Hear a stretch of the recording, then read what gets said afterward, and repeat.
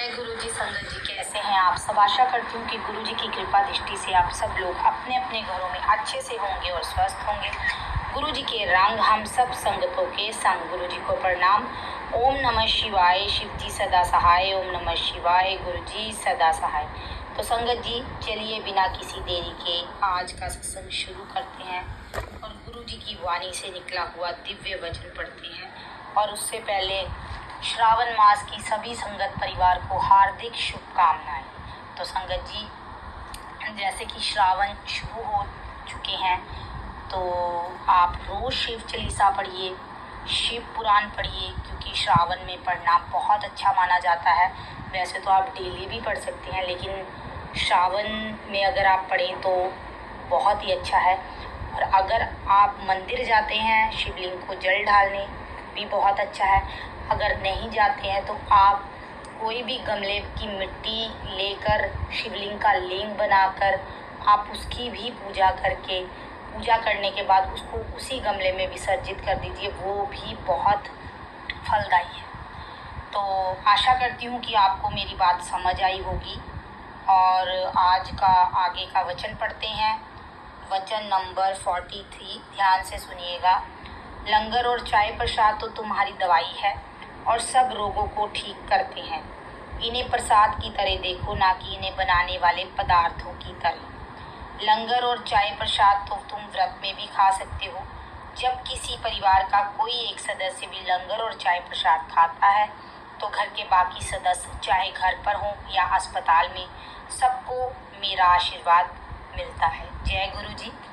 शुक्राना गुरु जी।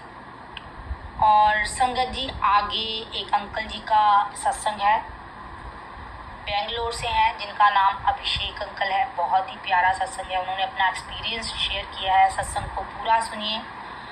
अच्छा लगे तो कमेंट सेक्शन में जय गुरु जी, शुक्राना गुरु जी ज़रूर लिखिए। और मेरे चैनल को, गुरु जी के चैनल को सब्सक्राइब भी ज़रूर कीजिए।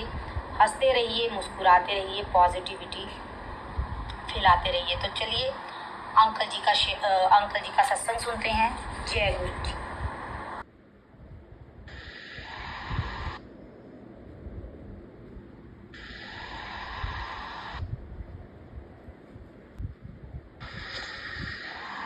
जय गुरु जी। शुक्राना गुरु जी। जय गुरु जी and जय गुरु जी to all my संगत, अंकल एंड आंटीज। ये शुक्राना मैं अपना पहली बार कर रहा हूँ और बड़े सारे चमत्कार हैं जो देखे हैं। और टू बी ऑनेस्ट मुझे पता नहीं है शुक्राना कैसे शेयर करते हैं। This is my first time, तो अगर कोई भूल चूक हो तो गुरु जी माफ़ करना, भूल चूक हो संगत जी माफ़ करना। ये बात है कुछ हफ्ते पहले की, जब मैं नया गुरु जी के साथ लगा था बेंगलोर में। और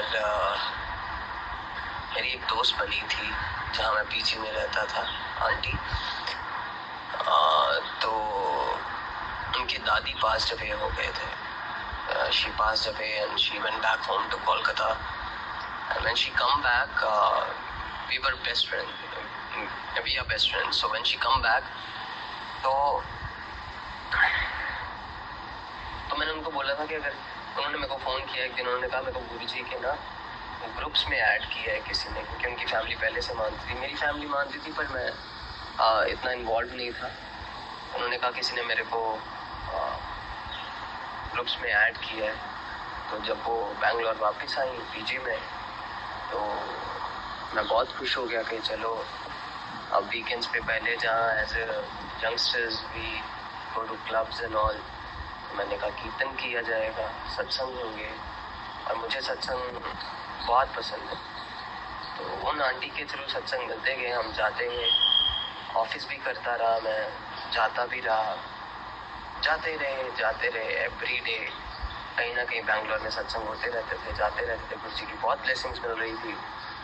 तो एक दिन ऐसा आया कि मन में विचार आया कि नहीं, आज कहीं बाहर जाना है। और उस दिन सत्संग कोई नहीं था।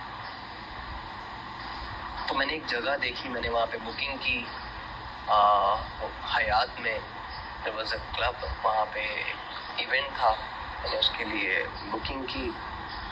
तो मैंने आंटी को बोला कि आप चलोगे? शी वाज लाइक कि हाँ मैं भी चलूँगी, थोड़ा बाहर भी हो आएंगे। हमने कहा ठीक है।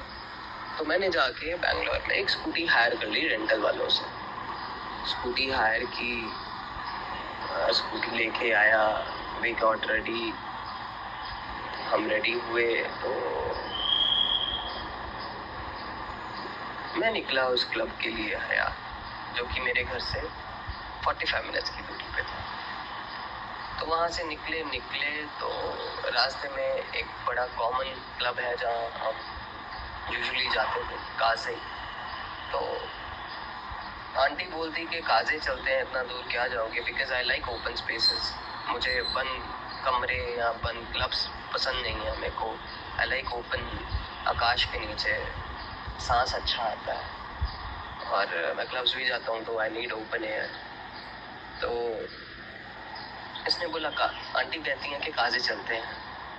तो मैंने कहा ठीक है। हम काजे गए, वहाँ बैठे, देखा म्यूजिक चल रहा था, इट वॉज नाइस। बट ना आंटी का ना मेरा, दोनों का ही मूड नहीं था क्लबिंग का उस दिन, पता नहीं क्या। बट फिर भी बाहर जाना था, पहले बहुत मूड था, फिर उसके बाद मूड नहीं हुआ, आहिस्ता मूड कम होता गया। काजे गए, बैठे, वहाँ मेन्यू देखा, कुछ इतना खास नहीं था खाने को, साथ में क्लबिंग एरिया था, people usually drink and be, मैं पीता नहीं हूँ। तो मैंने कहा कुछ मेलो प्लेस में जाना, आई डोंट नीड इतना, क्योंकि रोज सत्संग जा के एक शांति सी बन गई थी मन में, वैसा भाव आ चुका था कि शोर पसंद नहीं आ रहा था। वहाँ से निकले तो एक जगह मिली हमें, बॉब्स बार नाम की, जो कि एमजी रोड में थी। तो हम वहाँ गए, तो वहाँ बैठे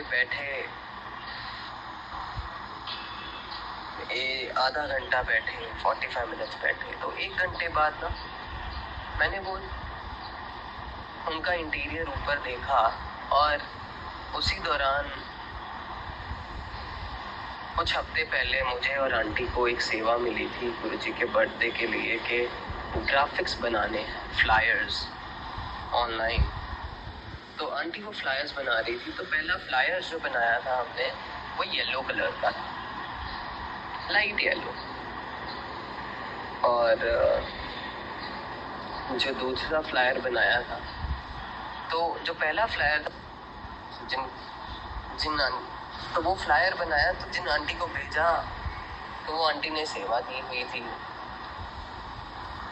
तो वो आंटी ने कहा कि कुछ लाइट पिंक में चाहिए। हमने कहा ठीक है। हमने जब दूसरा फ्लायर बनाया, उसमें light pink background colouring fillers use करके हमने वो ग्राफिक बनाया। तो वो बना के हमने भेजा, हम बाहर गए। तो एट द एंड ना काजे गए, जहाँ जाना था वहाँ गए नहीं, वहाँ से जहाँ जा रहे थे वहाँ से यू टर्न लेके काजे गए, काजे मन नहीं लगा, वहाँ से निकले दूसरी जगह गए। अब दूसरी जगह गए, वहाँ बैठे, मेरा एकदम से खाते खाते ध्यान उनके इंटीरियर में ऊपर जो उनका फ्लोरिंग था वहाँ पे पड़ा, because it was so huge, it's so beautiful. तो उनका जो अब फ्रंट हिस्से की जो लाइटिंग थी वो येलो थी, और उनके पीछे जो बिल्कुल एक बहुत बड़ा हॉल था, उसमें प्रॉपर लाइट येलो आगे और लाइट पिंक पीछे लाइट चल रही थी। तो मेरे को एक और ही कह लो कि ऐसा लगा कि गुरुजी साथ ही आ गए हैं। मैं बहुत अलग फील करने लगा, मेरे को बहुत सारी एनर्जीज, वाइब्रेशंस आने लग पड़ी। फिर वहाँ पे एक छोटा सा उन्होंने, जहाँ पे आपका घर होता है, उसके फ्रंट टायर में एक जगह में उन्होंने सिंस जैसे 1946 लिखा होता है, कब से वो जगह बनी है, तो वहाँ पे लिखा था 1945। मैंने कहा आंटी को कि आप एक बार गूगल पे चेक करेंगे कि गुरुजी का जन्म कब हुआ था। मैंने आंटी को बोला आप एक बार चेक करेंगे कि गूगल में गुरुजी का जन्म कब हुआ था। तो आंटी ने बोला ये तो 1945 लिखा है, 1954 लिखा है। तो वो नंबर्स भी सेम ही थे, 1954।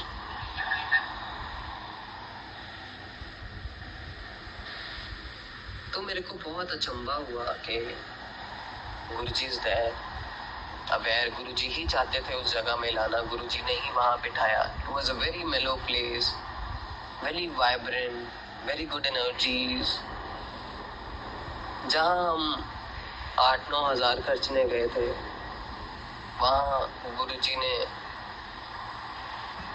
व्हाट से बैर मिनिमम में इतना पेट भी रजा दिया, मन भी लगा दिया।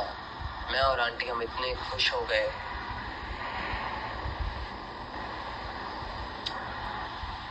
तो हम घर आ गए और शुक्राना किया। तो ये था मेरा एक सत्संग। एक और सत्संग है जिसमें एक बार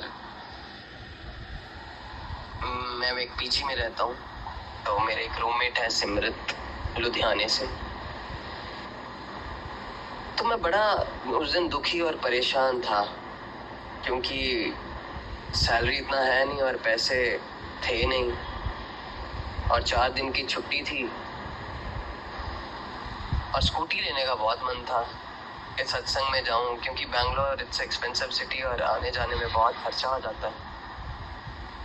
2-3 हज़ार लग जाते हैं, वन साइड 500 लगता है। तो मैं यही सोच रहा था कि पर हमारे में एक आदत रहती है कुछ लोगों में कि हम खुल के मांग नहीं सकते कुछ किसी से, फेवर नहीं पसंद है।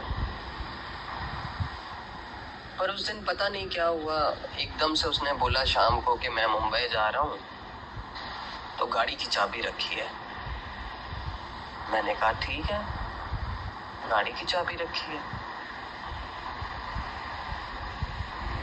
और मैं नीचे आ गया।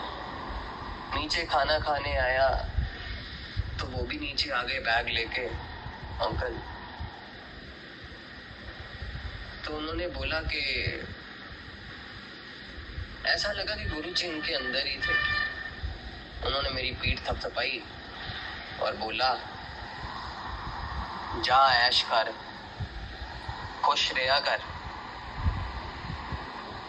हुण तू जदों तक तेरी छुट्टी है 4 दिन गुरुद्वारे जाई, क्योंकि मैं बैंगलोर में हर संडे गुरुद्वारे जाता हूँ। पहले तो मेरे को समझ नहीं आया, पर जब मैं आंटी के पास गया ऊपर तो उनको मैंने बताया। फिर मैं थोड़ा अवेयर हो गया कि कहीं गुरुजी मेरी सुन ली, गुरुजी ने तो नहीं सुन ली, और मेरे को स्कूटी भी मिल गया। और तो these are the miracles what Gurujis are doing nowadays with me, with everyone. मैं पहले इतना इन्वॉल्व नहीं था, मैं अब इन्वॉल्व हूँ। बहुत ग्रेटफुलनेस लगता है, बहुत कंटेंटेड फील होता है। और जब से मैं छोटा था मैं तब भी से पूजा पाठ में था, पर कभी ना भगवान से कुछ मांगा ही नहीं गया। वो शुरू से आदत है, कभी मांगा ही नहीं गया घर के लिए, अपने लिए। पहले डिजायर्स बाहर जाते हैं, फॉर एग्जांपल आप मॉल जाते हो, आप कोई ना कोई डिजायर बन ही जाता है किसी ना किसी चीज को देख के। बट जब मैं छोटे होते ही डिजायर तो बनते थे, बट बाद में कंटेंटेड बहुत फील होता था कि डिजायर्स क्या है, जस्ट वन थॉट कि अभी आया है वो चला जाएगा। तो वो बस डिजायर्स आते थे चले जाते थे, बट कंटेंटेड बहुत रहा हूँ और आज तक कभी कुछ मांगा नहीं। तो अब सिर्फ जो भी मुंह से निकलता है तो शुक्राना ही निकलता है और गुरुजी को ही मांगता हूँ कि आप ही चाहिए और कुछ नहीं चाहिए लाइफ में, सब कुछ है। जितना दिया है उतना ही बहुत है और उसी में सहमत है। बाकी उनकी लीला, उनकी मेहर सब वही जानते हैं। ना हमें जानना है, ना हमें जानने की जरूरत, और जान भी लेंगे तो करेंगे क्या, कुछ नहीं कर सकते। तो इसलिए बस गुण गाते जाओ। एक शब्द है, गुण गावा नित तेरे, तुझ बिन अवर न जाना मेरे साहिबा। गुण गाते जाओ गुरु जी के, शुक्राना करते जाओ, वही जिंदगी है, वही सब है और वही शिव है।